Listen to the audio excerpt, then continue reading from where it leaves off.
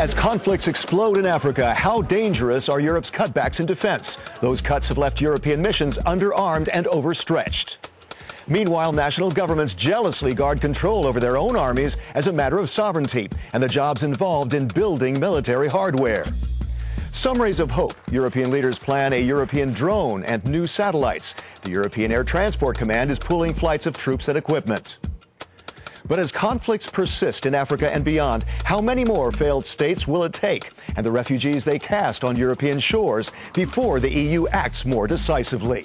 Hello, I'm Chris Burns, and welcome to The Network, hard talk with a matrix of newsmakers. Wired into this edition, here at the European Parliament in Brussels, Arnaud Danjean, head of the Parliament's Subcommittee on Security and Defence.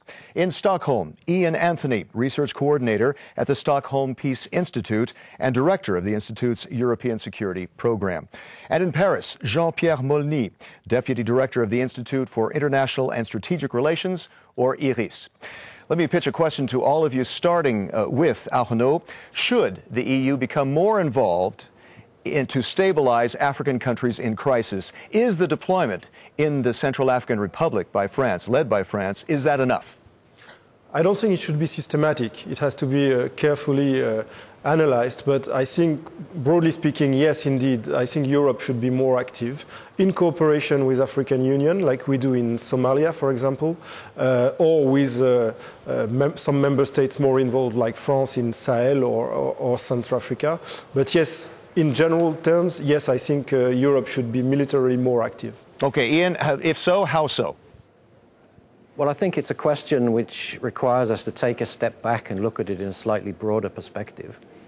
For the European Union, there is a strong interest in having a prosperous and stable Africa. This is a part of the world which is expected to grow rapidly, economically, where there are great opportunities. And the European Union is trying to develop a comprehensive approach to engagement where the military component is just one element. Okay. Jean-Pierre, but do you think there is the appetite among Europeans to get more involved? I think the first thing is that it's a good thing that there is a solidarity within the question of République Centrafricaine, because it was not easy for other countries to come with France. The other thing is that Ian Anthony speak of a comprehensive approach, and it's sure that within République Centrafricaine, military forces is not the only thing. Okay, but if you look back to a recent EU summit, the leaders there were in disagreement, really, on how much to develop EU defenses. The UK, for instance, says that that should be NATO's job. What do you think, Arnaud? I don't think it's NATO's job. NATO's first job is to protect the European continent with a transatlantic relationship. But when it comes to Africa, I think the first responsibility lays with the European. So I don't think it's NATO's job. And I think EU should be more robust militarily. But of course, it has to be combined with a strong, very strong civilian policy, and namely a development policy, of course. Okay, by the way, we did invite NATO to this program. Ian, what do you think? It's not really true to say that the European Union spends a little amount on defence. The amount that we spend on the military is broadly commensurate with our role in the world economy. We spend around 16% of total military spending. We account for around 19% of world GDP. The problem is how we spend the money. And the December meeting took useful steps forward in thinking about how we can act in a more coherent way. Okay, so Jean-Pierre, what do you think, the upshot from that summit? Do you think that really showed that there is determination to advance on this? In fact, if you take a look to this summit, there is a roadmap which could be useful for the future. And it's also the interest of UK to have better capabilities at any level. It's at the level of the Franco-British cooperation, but it could be also at the European Union level. Isn't the EU, though, held back in advancing on being more prepared for warfare because there are different government systems? The French and the British are more able to act more quickly, whereas Germany, for instance, is held back by its political system. Arnaud. Yes, indeed. I think heterogeneity is a key word when you have to look at the European system, so to say, in Europe when it comes to defense and military capabilities, and also decision-making process. It's much faster in France.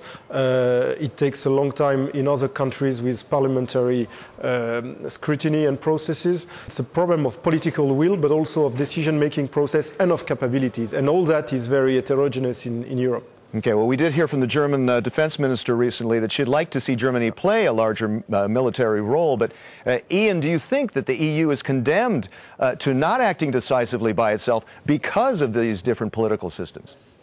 I don't accept your premise that the EU is not capable of acting decisively. And I think when you use a term like warfare, you take the discussion in the wrong direction. European countries don't expect to face external military threats on their own. They do so in solidarity through NATO. So what we're talking about with the EU is the application of the military instrument as one of a number of instruments that helps to stabilize a country. This is not warfare as we've traditionally thought of it. Okay, well, maybe I'll pitch it a little bit differently. Jean-Pierre, what about, the determination to act as a peacemaker or a peacekeeper? I think all the countries want to act as a peacemaker or a peacekeeper. The difference is it's a cultural difference between the country with the use of military forces. Even I think the decision-making process in Germany, of course, it's longer, but at the end the question is, do we want to go or don't we want to go? Okay. What about the question of a rapid reaction force? There's been this talk about battle groups. Arnaud, it seems like it's not really going anywhere. What do you think? Yeah, it remains virtual. You know, we have been claiming for a better use of these battle groups for a long time now in the European Parliament. But once again, it depends on the member states' will and political will. So you can have the best instrument, and battle groups are good instrument indeed. If you don't want to use them, it's worthless. Okay, well then, Ian, following up on your previous argument, do you think that maybe it's not the question of battle groups, it should be more a focus on soft power? We can organize the forces in different ways to achieve the objective. But what we need is a broader discussion about what we're trying to achieve with our military forces in the sort of scenarios that you were talking about in Africa. Once we have agreement on that, the specifics of how we do that can certainly be worked out. Battle groups is one option. It's not the only one. Okay, Jean-Pierre, what do you think? Battle groups or soft power?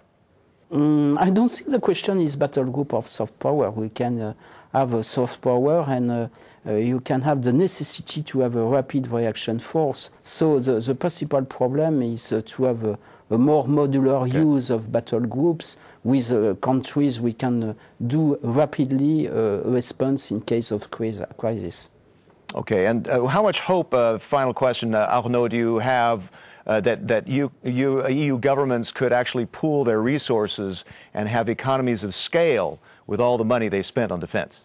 Well, I'm not that optimistic. I think for the time being, and for 2 years now, this slogan of pooling and sharing, it's just words.